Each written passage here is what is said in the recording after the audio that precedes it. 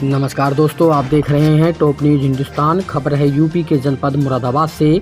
मुरादाबाद के भगतपुर थाना क्षेत्र में नाबालिग दलित युवती के साथ हुए सामूहिक दुष्कर्म के मामले ने तूल पकड़ लिया, जिसके बाद उत्तर प्रदेश के मुख्यमंत्री योगी आदित्यनाथ के आदेशों पर भाजपा सरकार में समाज कल्याण, अनुसूचित जाति एवं जनजाति कल्याण मंत्री असीम अरुण पीड़ित परिवार से मिलने उसके गांव पहुंचे, जहां उन्होंने पीड़ित परिवार से दोषियों को कड़ी से कड़ी सजा दिलाने और पीड़ित को हर संभव न्याय दिलाने की बात कही।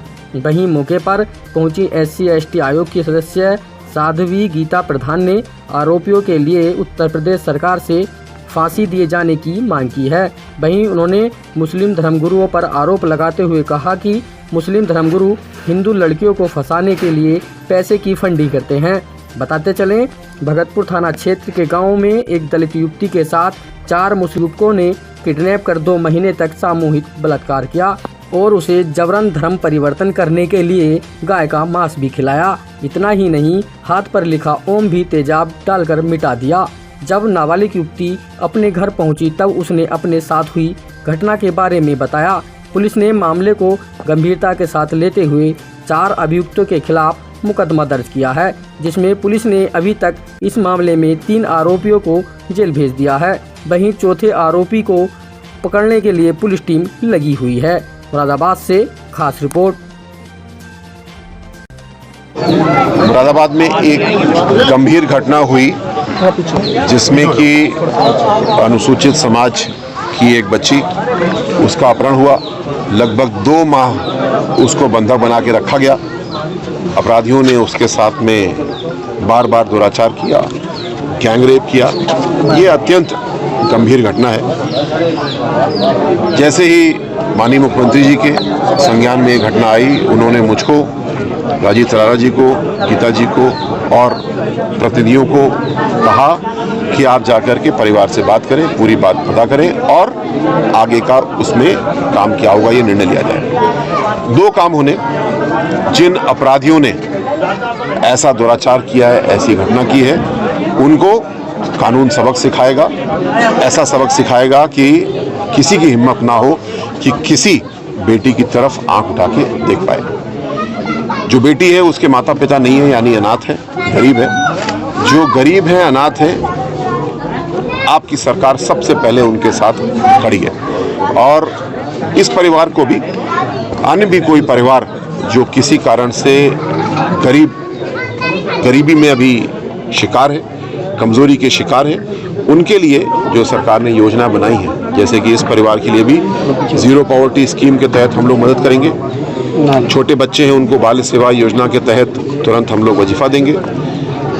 जो चाचा जी हैं बिटिया के, महिपाल जी, उनके दिव्यांगता है, उनकी हम लोग पेंशन स्वीकृत करेंगे और पूरे परिवार को ताकत देने के लिए काम करेंगे।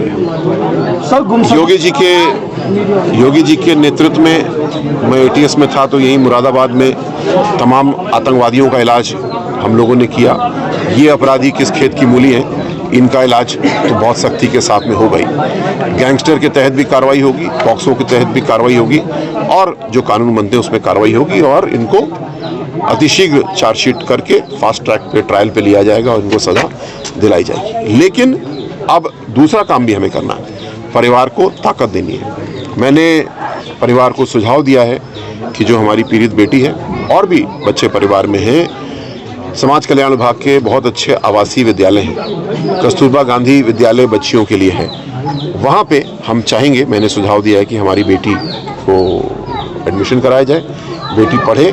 जो घटना हुई दुर्भाग्यपूर्ण है, उससे हम लोग उद्वेलित हैं और दंडित तो करेंगे ही, लेकिन बेटी का एक नया रास्ता हम लोग को निकालना है।